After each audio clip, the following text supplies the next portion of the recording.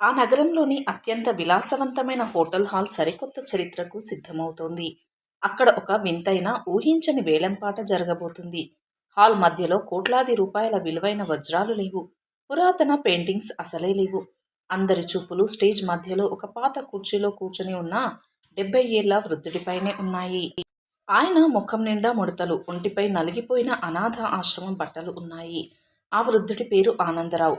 ఆయన్ను దత్తత తీసుకోవడానికి ఆ నగరంలోని టాప్ 4 బిలియనీర్లు అక్కడ పోటీ పడుతున్నారు. ఆ నలుగురు అన్నదమ్ములు ఒకరి ముఖం ఒకరు చూసుకుంటూ శత్రువులా నిలబడ్డారు. పెద్ద కొడుకు రాహుల్ మైక్ అందుకొని, నేను ఈయన్ను దత్తత తీసుకోవడానికి 10 కోట్లు ఇస్తాను అంటూ అరిచాడు. హాల్లో ఉన్న ప్రతినిధులు, లాయర్లు ఆ మాట వినగానే షాక్కి గురయ్యారు. వెంటనే రెండో కొడుకు విక్రమ్ లేచి, నా ఆఫర్ 20 కోట్లు అంటూ బోర్డు పైకెత్తాడు. అసలు ఒక ముసలాయన కోసం ఈ కోటీశ్వరులు ఎందుకు ఇంతలా తెగపడుతున్నారో ఎవరికీ అర్థం కావడం లేదు. మూడో కొడుకు అఖిల్ కోపంగా, నేను 30 కోట్లు ఇస్తాను, మా నాన్న నా ఇంట్లోనే ఉండాలి అన్నాడు. చివరగా చిన్న కొడుకు రోహిత్ నవ్వుతూ, మీ ఆస్తులన్నీ కలిపినా నాకంటే తక్కువే, నా బెట్ 50 కోట్లు అంటూ ముగించాడు. ఆనందరావు కళ్ళల్లో నీళ్లు తిరుగుతూ ఉండగా ఆ నలుగురి వైపు దీనంగా చూశాడు. అక్కడ ఉన్న జనం, ఈ ముసలాయన దగ్గర ఏదైనా రహస్య ఆస్తి ఉందా అని గుసగుసలాడడం మొదలుపెట్టారు. లేకపోతే ఇంతమంది కోటీశ్వరులు ఒక అనాథ వృద్ధుడి కోసం ఎందుకు వేలంపాట పాడతారు నాన్న అంటూ అని లాయర్ కూడా అనుమానపడ్డాడు.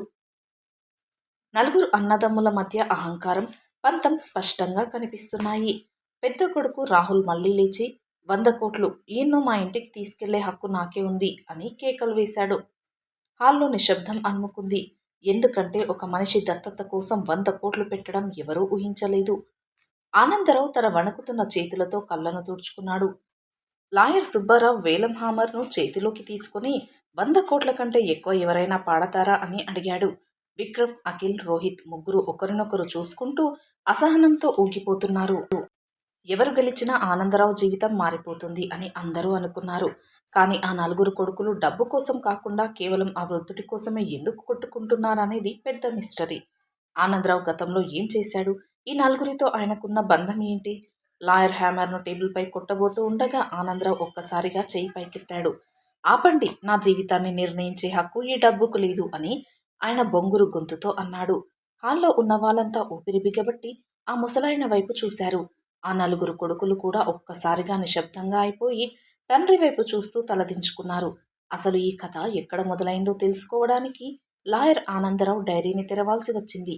సరిగ్గా 25 ఏళ్ల క్రితం ఆ నగరంలోని ఒక రైల్వే స్టేషన్ బయట ఈ కథ నల్లటి చీకట్లో మొదలైంది. ఆనందరావు అప్పట్లో ఒక చిన్న హోటల్లో రాత్రిపూట పాత్రలు కడిగే కూలీగా పనిచేసేవాడు. ఆయనకు భార్యాపిల్లలు లేరు. ఈ లోకంలో ఎవరూ లేని ఒంటరి జీవి ఆయన. ఒక చలిరాత్రి డ్యూటీ ముగించుకుని వస్తూ ఉండగా రోడ్డు పక్కన నలుగురు చిన్న పిల్లలు చలికి వణుకుతూ ఏడవడం చూశాడు. ఆ నలుగురు పిల్లలే ఇప్పుడు సూట్లు వేసుకుని నిలబడ్డ రాహుల్, విక్రమ్, అఖిల్ మరియు రోహిత్. అప్పట్లో పెద్దవాడైన రాహుల్కు కేవలం 8 ఏళ్లు, చిన్నవాడైన రోహిత్కు 2 ఏళ్లు మాత్రమే. వాళ్ళ తల్లిదండ్రులు ఎవరో తెలీదు. ఎవరో వాళ్ళను రోడ్డుపై వదిలేసి వెళ్ళిపోయారు. ఆనందరావు ఆకలితో అరుస్తున్న ఆ పిల్లలను చూసి తట్టుకోలేకపోయాడు. తన దగ్గరున్న కొన్ని డబ్బులతో వాళ్ళకు పాలు, అన్నం కొనిపించి తినిపించాడు. తిన్న తర్వాత ఆ చిన్న పిల్లలు ఆనందరావు చేతిని గట్టిగా పట్టుకొని వదల్లేదు. మేము ఎక్కడికి వెళ్ళాలి తాత అని రాహుల్ ఏడుస్తూ అడిగాడు. ఆ మాట ఆనందరావు గుండెను పిండేసింది. ఆయన మనస్సు కరిగింది. మీకు ఎవరూ లేకపోతేనేం, ఈ రోజు నుండి నేనున్నాను అని వాళ్లను తన చిన్న రేకుల షెడ్డుకు తీసుకువెళ్ళాడు. ఆ రోజు నుండి పాత్రలు కడిగే ఆనందరావు నలుగురు అనాథ పిల్లలకు తండ్రిగా మారాడు. తన సొంత కడుపు మార్చుకొని అయినా ఆ పిల్లలకు రోజుకి 3 పూటలా అన్నం పెట్టేవాడు. వాళ్లకు మంచి బట్టలు కొనివ్వడానికి ఆయన రాత్రిపూట వాచ్మెన్ ఉద్యోగం కూడా చేయడం మొదలుపెట్టాడు. పగలు హోటల్లో పని, రాత్రి ఇళ్ల ముందు కాపలా. ఆయనకు నిద్ర అనేదే లేకుండా పోయింది. సరిగ్గా పిల్లలు కొంచెం పెద్దయ్యాక వాళ్ళను పెద్ద స్కూల్లో చదివించాలని ఆనందరావు ఆశపడ్డాడు. కానీ ఒక కూలీ సంపాదనతో నలుగురిని ఇంగ్లీష్ మీడియం స్కూల్లో చదివించడం అసాధ్యం. దానికోసం ఆనందరావు తను ఎప్పుడూ చెయ్యని పనులు కూడా చేయాల్సి వచ్చింది. ఆ నలుగురి ఫీజుల కోసం ఆయన లారీల నుండి బస్తాలు మోసే హమాలీగా మారాడు. ఒక్కోసారి రాత్రిళ్ళు ఆకలి వేస్తే పిల్లలకు పెట్టిన అన్నం సరిపోక ఆ ముసలాయన కేవలం నీళ్లు తాగి పడుకునేవాడు. తండ్రి పడుతున్న కష్టం చూసి పెద్దవాడైన రాహుల్ ఒకరోజు ఏడ్చాడు. నాన్న, నేను చదువు మానేసి నీకు సహాయంగా పనికి వస్తాను అని రాహుల్ అన్నాడు. ఆ మాట వినగానే ఆనందరావుకు విపరీతమైన కోపం వచ్చి రాహుల్ చెంప చెల్లుమనిపించాడు. మీరు చదువుకొని గొప్పవాళ్ళు కావడమే నాకు కావాలి, నా కష్టం గురించి ఆలోచించకండి అని గట్టిగా చెప్పాడు. ఆ రోజు నుండి ఆ నలుగురు పిల్లలు తండ్రి త్యాగాన్ని అర్థం చేసుకుని ప్రాణం పెట్టి చదివారు. ఆనందరావు రక్తాన్ని చెమటగా మార్చి వాళ్ళ చదువుల కోసం ప్రతి రూపాయిని ఖర్చు చేశాడు. కాలం గడిచింది. పిల్లలు పెద్దయ్యారు. కానీ ఆనందరావు శరీరం క్రమంగా క్షీణించడం మొదలైంది. ఆ తర్వాత జరిగిన ఒక సంఘటన ఆ కుటుంబంలో ఊహించని పెద్ద తుఫాన్ను తెచ్చింది. నలుగురు కొడుకులు కాలేజీ దశకు వచ్చేసరికి ఖర్చులు విపరీతంగా పెరిగిపోయాయి. పెద్ద కొడుకు రాహుల్కు ఐఐటీలో సీటు వచ్చింది. దానికి లక్షల్లో ఫీజు కట్టాలి. మిగతా ముగ్గురు కూడా ఉన్నత చదువుల కోసం డబ్బు కావాలని అడిగారు. ఆనందరావు దగ్గర రూపాయి కూడా నిలవలేదు. షెడ్డు ఇల్లు తప్ప ఏ ఆస్తి లేదు. అప్పు అడుగుదామంటే ఏ బ్యాంకు కూడా ఒక కూలికి లోను ఇవ్వడానికి ముందుకు రాలేదు. కొడుకుల భవిష్యత్తు నాశనం అయిపోతుందనే భయం ఆనందరావును రాత్రంతా నిద్రపోనివ్వలేదు. ఒకరోజు ఎవరికీ చెప్పకుండా ఆయన నగరంలోని ఒక పెద్ద ప్రైవేట్ హాస్పిటల్కి వెళ్ళాడు. అక్కడ ఒక ధనవంతుడి ప్రాణాలు కాపాడడానికి రక్తం మరియు కిడ్నీ కావాలని బోర్డు చూశాడు. ఆనందరావు వెనక ముందు ఆలోచించకుండా తన ఒక కిడ్నీని అమ్మడానికి సిద్ధమయ్యాడు. డాక్టర్లు ఆయన వయసు చూసి ఇది మీ ప్రాణాలకే ప్రమాదం అని హెచ్చరించాడు.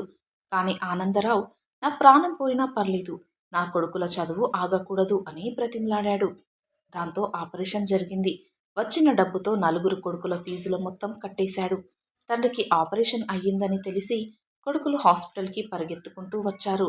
ఎందుకు నాన్న మా కోసం ఇంత పెద్ద త్యాగం చేశావు అని నలుగురు కాళ్ళపై పడి ఏడ్చారు. ఆనందరావు నవ్వుతూ మీరు సమాజంలో తల ఎత్తుకుని బ్రతికితే అదే నా 100 కిడ్నీలతో సమానం అన్నాడు. ఆ మాట కొడుకుల గుండెల్లో బలంగా నాటుకుపోయింది. వాళ్ళల్లో కసి పెరిగింది. ఆ రోజు నుండి ఆ నలుగురు అన్నదమ్ముళ్ళు పగలు రాత్రి తేడా లేకుండా కష్టపడి చదవడం, ఉద్యోగాలు చేయడం ప్రారంభించారు. కొన్నేళ్లలోనే రాహుల్ ఒక పెద్ద సాఫ్ట్వేర్ కంపెనీ స్థాపించాడు. విక్రమ్ ఐఏఎస్ ఆఫీసర్ అయ్యాడు. అఖిల్ నగరంలోని పెద్ద డాక్టర్ అవ్వగా చిన్నవాడైన రోహిత్ ఒక పెద్ద ఇండస్ట్రియలిస్ట్గా ఎదిగాడు. నలుగురు కొడుకులు అనుకున్నట్టుగానే సమాజంలో అత్యున్నత స్థానానికి చేరుకున్నారు. కోట్లు సంపాదించారు. ఆనందరావు రేకుల షెడ్డు మారి నగరంలోని అతిపెద్ద బంగళాగా మారింది. కొడుకులు తండ్రిని కళ్ళలో పెట్టుకుని చూసుకునేవారు. ఆయనకు ఎలాంటి లోటు రానివ్వలేదు. కానీ అంతా బాగుంది అనుకున్న సమయంలోనే విధి మరో వింత నాటకానికి తెరలేపింది. కొడుకులు నలుగురు వ్యాపారాలు, ఉద్యోగాల రీత్యా విదేశాలకు, వేర్వేరు నగరాలకు వెళ్లాల్సి వచ్చింది. ఆనందరావుకు వయసు పైబడడంతో పాటు పక్షవాతం వచ్చి మంచాన పడ్డాడు. కొడుకులు ఎంతమంది నౌకర్లను పెట్టినా తండ్రికి మాత్రం కొడుకుల ప్రేమ కావాలనిపించింది. కానీ నలుగురు కొడుకులు తమ బిజీ లైఫ్లో తండ్రికి కనీసం ఫోన్ చేసే సమయం కూడా లేనంతగా మారిపోయారు. ఆనందరావు ఆ పెద్ద బంగ్లాలో ఒంటరితనంతో కుమిలిపోవడం మొదలుపెట్టాడు. ఒకరోజు ఆయన ఎవరూ భారం కాకూడదు అనుకుని ఇల్లు వదిలి ఒక అనాథ ఆశ్రమానికి వెళ్ళిపోయాడు. తండ్రి వెళ్ళిపోయాడని తెలిసాక ఆ నలుగురు కొడుకులు ఏం చేశారనేది ఈ కథలోని అసలైన ట్విస్ట్. ఆనందరావు అనాథ ఆశ్రమానికి వెళ్ళిపోయాడనే వార్త విదేశాల్లో ఉన్న కొడుకులకు తెలిసింది నౌకర్ల ద్వారా. నలుగురు కొడుకులు తమ పనులన్నీ ఆపేసి అదే రాత్రికి ప్రత్యేక విమానాల్లో నగరానికి చేరుకున్నారు. వాళ్ళు నేరుగా అనాథ ఆశ్రమానికి వెళ్ళి తండ్రి కాళ్ళపై పడి క్షమించమని వేడుకున్నారు. నాన్న, కోట్ల ఆస్తి ఉండి కూడా నిన్ను అనాథగా మార్చాం, మమ్మల్ని క్షమించు, ఇంటికి వచ్చేయ్ అని రాహుల్ ఏడ్చాడు. కానీ ఆనందరావు వెనక్కి రావడానికి నిరాకరించాడు. ఆయన కళ్ళల్లో కఠినత్వం కనిపించింది. మీరు నాకు ఇచ్చింది డబ్బు మాత్రమే, కానీ నాకు కావలసింది మీ సమయం, మీ ప్రేమ అని ఆనందరావు అన్నాడు. మీరు బిజీగా ఉంటే ఉండండి, నేను ఇక్కడే నాలాంటి అనాథల మధ్య సంతోషంగా చనిపోతాను అని అతడు తేల్చి చెప్పాడు. కొడుకులకు తమ తప్పు ఏంటో అర్థమైంది. వాళ్ళ గుండెలు పగిలాయి. డబ్బు వెనకాల పడి తమకు జీవితాన్ని ఇచ్చిన తండ్రిని ఎంతలా నిర్లక్ష్యం చేశామో అని వాళ్లకు తెలిసొచ్చింది. కానీ ఆనందరావును బలవంతంగా ఇంటికి తీసుకెళ్లే ధైర్యం ఎవరికీ లేదు. అప్పుడు చిన్న కొడుకు రోహిత్కు ఒక ఆలోచన వచ్చింది. దానికి లాయర్ సుబ్బారావు సహాయం తీసుకున్నాడు. ఆనందరావును చట్టబద్ధంగా ఎవరు దత్తత తీసుకుంటే ఆయన వాళ్ళ ఇంట్లోనే ఉండాలని నిబంధన పెట్టారు. అందుకోసమే ఆ నలుగురు అన్నదమ్ములు ఈ వింతైన వేలంపాటను ఏర్పాటు చేశారు. ఈ వేలంపాట డబ్బు కోసం కాదు, తండ్రిని గెలుచుకోవడానికి కొడుకులు పడుతున్న ఆరాటం. అందుకే రాహుల్ 100 కోట్లు పాడినా మిగతా ముగ్గురు అన్నదమ్ములు తగ్గడం లేదు. నా ఆస్తి మొత్తం ఇచ్చేస్తాను, నాన్నను నాకే ఇచ్చేయండి అని విక్రమ్ లాయర్తో అన్నాడు. అక్కడ ఉన్న జనం ఈ నిజం తెలుసుకొని కన్నీళ్లు పెట్టుకున్నారు. మేము ఈయన్ను సొంత తండ్రి కంటే ఎక్కువగా చూసుకుంటాం అని అఖిల్ అన్నాడు. వేలంపాట హాల్లో ఇప్పుడు డబ్బు, అహంకారం లేదు. కేవలం తండ్రిపై ఉన్న ప్రేమ మాత్రమే కనిపిస్తుంది. ఆనందరావు తన కొడుకులు తన కోసం ఎంతలా తప్పిస్తున్నారో చూసి లోలోపల మురిసిపోయాడు. ఆయనకు కొడుకులపై కోపం లేదు. కేవలం వాళ్ళకు బంధాల విలువ నేర్పించడానికే అంతా చేశాడు. లాయర్ సుబ్బారావు వేలం హ్యామర్‌ను చేతిలోకి తీసుకుని చివరిసారిగా అడిగాడు. ఎవరైనా 100 కోట్ల కంటే ఎక్కువగా పాడతారా? లేక ఆనందరావు గారు, రాహుల్ సొంతం అవుతారా? అన్నాడు.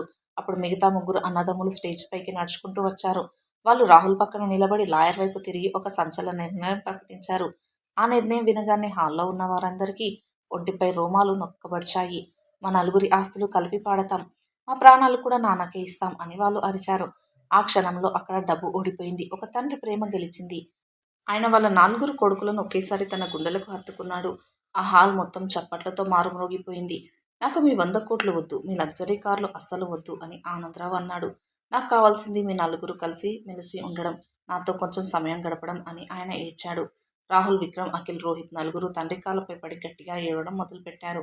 నాన్న, మేము ఈ రోజు నుండి మా బిజినెస్‌లో ఉద్యోగాల కంటే నీకే మొదటి ప్రాధాన్యత ఇస్తాం అని ప్రామిస్ చేశారు. మేము నలుగురం ఒకే ఇంట్లో ఉంటూ నిన్ను మా కళ్ళల్లో పెట్టుకొని చూసుకుంటాం అని విక్రమ్ అన్నాడు. ఆనందరావు లాయర్ వైపు తిరిగి, ఈ వేలం పాటను ఇక్కడితో ముగించండి బాబు అని నవ్వి చెప్పాడు. నా కొడుకులు నాకు కోట్లు ఇచ్చి కొనుక్కోనక్కర్లేదు. వాళ్ళ ప్రేమతో నన్ను ఎప్పుడో గెలుచుకున్నారు అన్నాడు. అక్కడ ఉన్న ఒక మీడియా వారంతా ఈ అద్భుతమైన దృశ్యాన్ని తమ కెమెరాల్లో బంధించారు. సమాజంలో తల్లిదండ్రులను వదిలేసే కొడుకులకు ఈ నలుగురు అన్నదమ్ములు ఒక ఆదర్శంగా నిలిచారు. ఆనందరావు ఆస్తి సంపాదించలేదు. కానీ అంతకంటే విలువైన నలుగురు రత్నాల్లాంటి కొడుకులను సంపాదించాడు. అనాథగా ఉన్న వాళ్ళను తెచ్చి తన రక్తాన్ని అమ్మి చదివించినందుకు ఆయనకు దేవుడు ఇచ్చిన గొప్ప బహుమతి ఇది. కొడుకులు నలుగురు తండ్రిని తమ చేతులపై ఎత్తుకుని ఆ హోటల్ నుండి బయటకు నడిచారు. ఆ రోజు నుండి ఆ పెద్ద బంగ్లాలో మళ్ళీ పాత జ్ఞాపకాలు, నవ్వులు వికసించాయి. నలుగురు అన్నదమ్ముళ్ళు తమ బిజీ లైఫ్‌లో కూడా ప్రతిరోజు సాయంత్రం తండ్రితో గడపడం అలవాటుగా చేసుకున్నారు. ఆనందరావు ముఖంలో ఇప్పుడు ఎలాంటి ఒంటరితనం లేదు. కేవలం ఒక తండ్రికి ఉండే తృప్తి మాత్రమే ఉంది. ఈ కథ మనకు ఒక గొప్ప జీవిత సత్యాన్ని నేర్పుతుంది. తల్లిదండ్రులు మనకు చిన్నప్పుడు తమ జీవితాన్ని త్యాగం చేసి పెద్దవాళ్ళను చేస్తారు. వాళ్ళు వృద్ధులైనప్పుడు వాళ్ళకు డబ్బు, బంగారాలు వద్దు. కేవలం మన ప్రేమ, కొంచెం సమయం మాత్రమే కావాలి. ఆస్తి, అంతస్తులు ఈరోజు ఉంటాయి, రేపు పోతాయి. కానీ అమ్మానాన్నల ప్రేమ ఎప్పటికీ తిరిగి రాదు.